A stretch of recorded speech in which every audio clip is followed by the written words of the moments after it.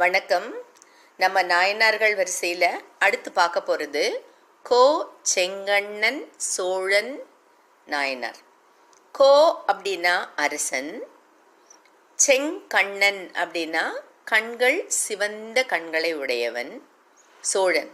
நான் ஏற்கனவே சொல்லியிருக்கேன், நம்மளுடைய பாரதத்தை, அதுவும் தென் பாரதத்தை பல்லவர்கள், சோழர்கள், பாண்டியர்கள், சேரர்கள், இப்படி நிறைய ராஜாக்கள் ஆட்சி செஞ்சுருக்காங்க. அதில் இந்த சோழர்கள் அப்படிங்கிறவங்க அந்த திருச்சி, தஞ்சாவூர் அந்த மாதிரியான ஊர்களெல்லாம் வச்சுட்டு ஆட்சி செஞ்சவங்க.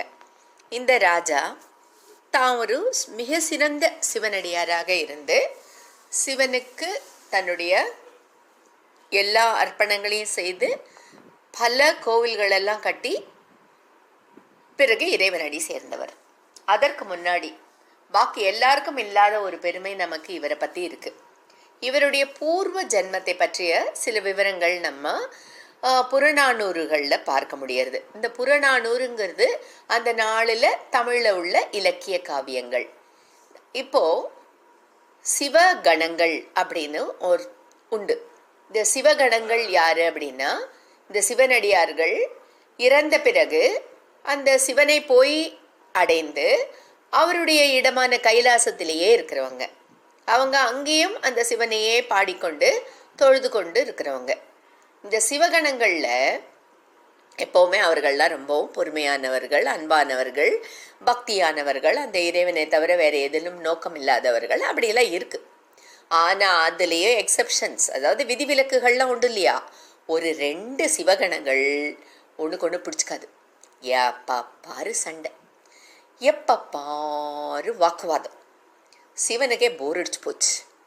நீங்கள் 2 பேரும் போய் பூமியில் கொஞ்ச நாள் பிறந்துட்டு வாங்க, சும்மா இங்கே சண்டை போட்டுனே இருக்காதீங்க அப்படின்னு சிவன் சொல்லி அதுகளுக்கு சாபம் கொடுத்துட்டாரு. போங்க பூமிக்கு போங்க அப்படின்ட்டார். சரின்னு ஒன்று யானையாக போச்சு, ஒன்று சிலந்தியாக போச்சு. அப்படி இருக்கும்போது இந்த திருச்சிக்கு பக்கத்தில் ஒரு காடு இருக்குது. அந்த காடில் ஒரு நாவல் மரம். நாவல் மரத்துக்கு ஜம்பு அப்படின்னு அந்த நாவல் பழத்துக்கு பேர் உண்டு, ஜம்பு. அந்த மரத்துக்கு கீழே வெட்ட வெளியில் ஒரு சிவலிங்கம் இருக்கார். இந்த மாதிரி தானா தோன்ற சிவலிங்கத்தில் நம்ம சுயம்பூன்னு சொல்லுவோம். தானா தோன்றுதல், அப்புறம் தேவர்களால் பிரதிஷ்டை செய்யப்படுறது, அப்புறம் மனிதர்களால் கட்டப்படுற கோவில், இப்படி பல ரகங்கள்லாம் ஒன்று. இன்றைக்கி கூட நம்மளுடைய ஊரில் இருக்கிற கோவில்கள் சிலதெல்லாம் பார்த்தாக்கா, அச்சோ என்ன மார்வலஸ் ஆர்கிடெக்ட், இந்த மாதிரி மனிதனால் பண்ணியிருக்க முடியாதே அப்படின்னு நம்ம ஆச்சரியப்படுற அளவுக்கு பலவித கோவில்கள் நம்மளுடைய ஊரில் உண்டு. இன்றைக்கும் அதனுடைய உண்மையில் அதை கட்டினது மனிதன்தானா அப்படின்ற சந்தேகங்கள் இருக்கிற அளவுக்கு அழகான கோவில்கள் அந்த கோவில்கள்லாம். அந்த மரத்துக்கு கீழே அந்த லிங்கமானவர் உட்காந்துட்டுருக்கார். அப்போன்னு பார்த்து அந்த யானை அந்த பக்கமாக வந்தது. அந்த யானைக்கு அந்த லிங்கத்தை பார்த்த உடனே ஒரு மனசில், இந்த லிங்கத்தை நம்ம பூஜை பண்ணிருக்கோமே, நம்ம எப்போவோ ஒரு காலத்தில் இந்த லிங்கத்துக்கு அடியாராக இருந்திருக்கோமே அப்படின்னு எல்லாம் கொஞ்சம், என்ன இருந்தாலும் சிவபக்தன் தானே, அதுவும் சிவகணமாக இருந்தவர் இல்லையா, அதனால அந்த பூர்வ ஜென்ம வாசனை கொஞ்சம் வந்துடுத்து. நம்மங்களே சொல்லுவோம், நம்மளாம் ரொம்ப படுத்தினோம், ஏதாவது கற்றுன்னு கத்தினோன்னா, கழுத மாதிரி கத்துற உனக்கு என்ன பூர்வ ஜென்ம வாசனையா அப்படின்னு கேட்பா. சும்மா கேலிக்கு, அதில் விளையாட்டுக்கு சொல்லுவா அம்மாக்கள்லாம். அந்த மாதிரி இதுக்கு பூர்வ ஜென்ம ஞாபகம் எடுத்து. ஸோ ஓரளவுக்கு அது முடிவு பண்ணிடுத்து, இந்த லிங்கம் தனியாக இருக்கார், நம்ம இந்த லிங்கத்துக்கு பூஜை பண்ணலான்னு சொல்லிட்டு தன்னுடைய துதிக்கை ட்ரங்கால் தண்ணி எடுத்துன்னு அந்த கொட்டும் அலம்பி நன்னா அபிஷேகம் பண்ணும். ஏன்னா இந்த சிவன்றவரை எப்போவுமே நம்ம அபிஷேக பிரியர்னு சொல்லுவோம். இந்த விஷ்ணுவை அலங்கார பிரியர்னு சொல்லுவோம். சிவனுக்கு அபிஷேகம் பண்ணிகிட்டே இருக்கணும், அவருக்கு ரொம்ப பிடிக்கும்னு சொல்கிறது. அதனால நன்னா அபிஷேகம் பண்ணிவிட்டு அங்கே பக்கத்தில் காடு தானே, நிறைய பூக்கள் எல்லாம் எடுத்துன்னு அந்த சிவலிங்கத்துக்கெல்லாம் போட்டு பூஜை பண்ணி இப்படியாவது இருந்துட்டுருக்கு. இப்படியே இருந்தால் எப்படி, நம்ம சிவன் விளையாட வேண்டாமா? அதனால் அவர் என்ன பண்ணார், அந்த சிலந்தியும் அங்கேயே போகிற மாதிரி அந்த சிலந்தி மனசில் தோண்டி எடுத்து நம்ம அப்படியே போயிட்டே இருக்கோம். இங்கே ஒரு சிவலிங்கம் இருக்கே, இந்த சிவலிங்கத்துக்கு யார் இப்படி தண்ணி கொட்டி பூஜை பண்ணுறது அப்படின்னு அதை யோசிச்சுட்டு அதை என்ன பண்ணுறது, ஐயோ பாவம் இவர் வெயிலில் இருக்கார், அதனால நான் வலை கட்டுறேன்னு சொல்லிவிட்டு அது என்ன பண்ணுறது, நன்னா ஒரு வலை சிவலிங்கத்துக்கு மேலே கட்டி விடுறது. அதாவது சரகுகள், இந்த மரங்களில் இருக்கிற பூச்சி கீச்சி எல்லாம் சிவன் மேலே விழுந்துடக்கூடாது, வெயிலும் அவர் மேலே ரொம்ப படக்கூடாதுன்றதுக்காக ஒரு நல்ல எண்ணத்தில் அது கட்டுறது.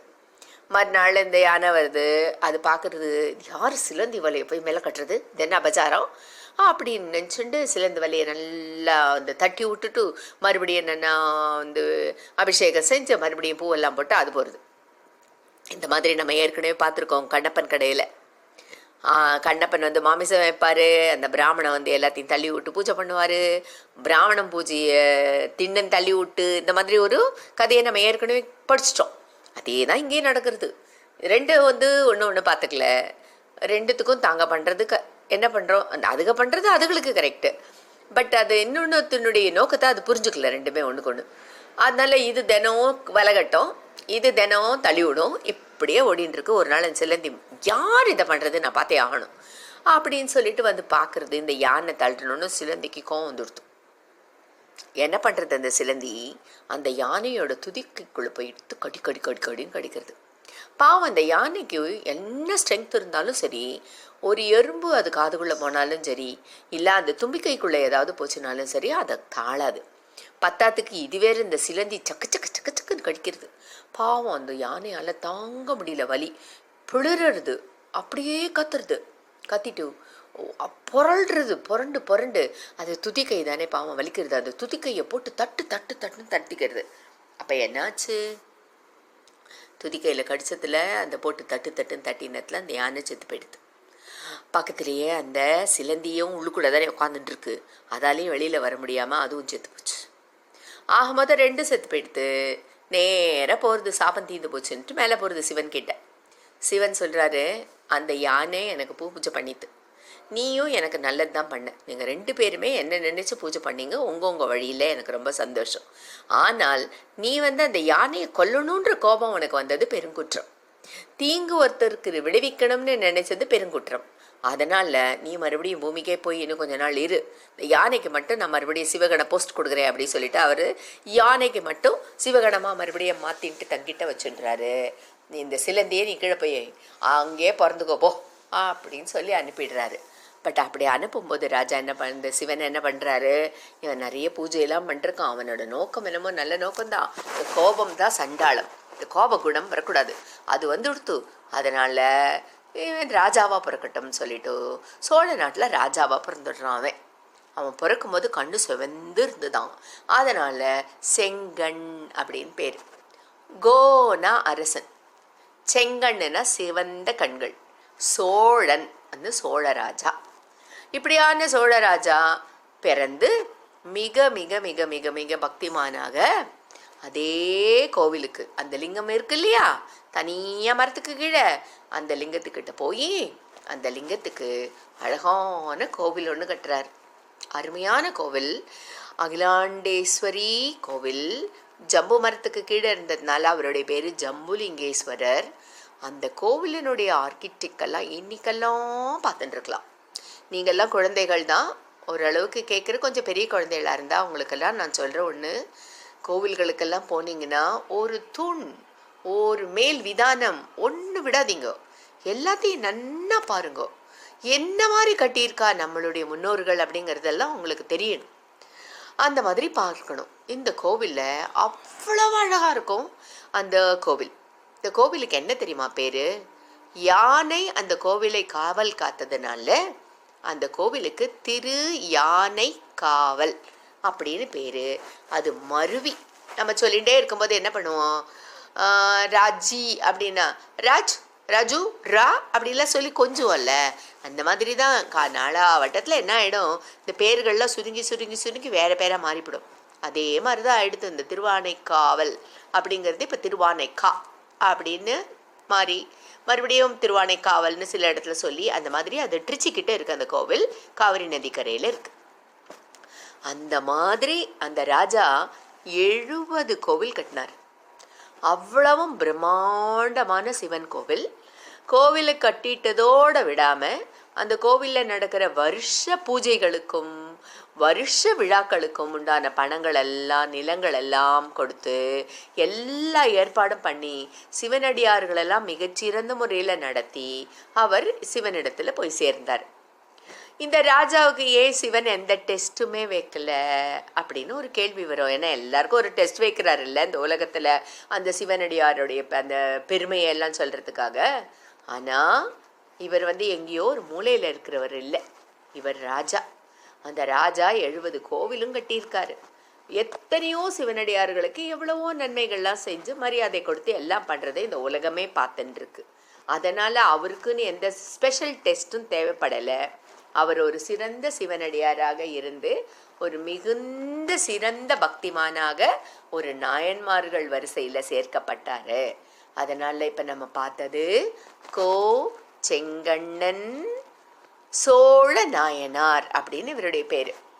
இவர் அந்த கோபம் அப்படிங்கிற ஒரு குணம் இருந்ததுனால தான் சிவனிடத்தில் உடனே போய் சேர முடியாமல் ஒரு பிறவி எடுத்து, ஆனால் செய்த நல்ல ஒரு கர்மாக்களால் நல்ல மனிதனாகவே பிறவி எடுத்து நல்ல மனிதனாகவே வாழ்ந்து சிவனடியாராகவே இருந்து பிறகு அவர் எங்கே போய் சேர்ந்தார்? சிவன் அடியில் போய் இணைந்தார். அதாவது சிவன்கிட்ட கைலாசத்துக்கே போய் சேர்ந்தார். மறுபடியும் சிவகணமாக மாறிட்டார். மற்றபடியும் வேறொரு நாயன்மார் கதையோட பார்ப்போம். இதை தவிர உங்களுக்கு நான் இன்னும் ஒன்றும் சொல்லணும். அதாவது நம்மளுடைய பாரதத்தில் ஒரு எலிமெண்ட்ஸ் ஆஃப் நேச்சர் அப்படின்னு சொல்லுவோம். ஒரு எலிமெண்ட் ஆஃப் நேச்சருங்கிறது எதுனாக்கா ஃபயர், அப்புறம் எர்த், அப்புறம் ஸ்பேஸ், அப்புறம் வாட்டர், அதுக்கப்புறம் இன்னொன்று காற்று, வாயு, இட்ஸ் அ விண்டு. இத்தனையே இருக்கு இல்லையா? இது எல்லாத்துக்கும் ஒரு கோவில் உண்டு. இந்த ஜம்புலிங்கேஸ்வரர் கோவில் அப்புலிங்கம்னு இவருக்கு இன்னொரு பேர் உண்டு. அப்புனா தண்ணி. இந்த கோவிலுடைய அந்த சிவன் இருக்கிற இடம் எப்போவுமே சொதன்னு தண்ணியோடையே தான் இருக்கும். அந்த தண்ணியை எடுத்து கொட்டினாலும் கூட மறுபடியும் அந்த இடத்துல நீர் ஊற்று வந்துடுறதுன்னு சொல்கிறான். அது ஒரு அதிசயமாகவே பார்க்கப்படுகிறது. ஸோ இது இந்த கோவில் நீரை ரெப்ரசன்ட் பண்ணி வாட்டர் அப்படிங்கிற எலிமெண்ட்டை ரெப்ரசன்ட் பண்ணுற கோவில். இந்த மாதிரி நிறைய கோவில்கள் இருக்குது. அதை பற்றியெல்லாம் சொல்லும்போது நான் உங்களுக்கு விவரமாக சொல்கிறேன். இன்றைக்கு இந்த கோவில் அப்புலிங்கம் என்ற தண்ணீரை ரெப்ரசன்ட் பண்ணுற கோவில்னு மட்டும் தெரிஞ்சுக்கோங்க. நன்றி, வணக்கம்.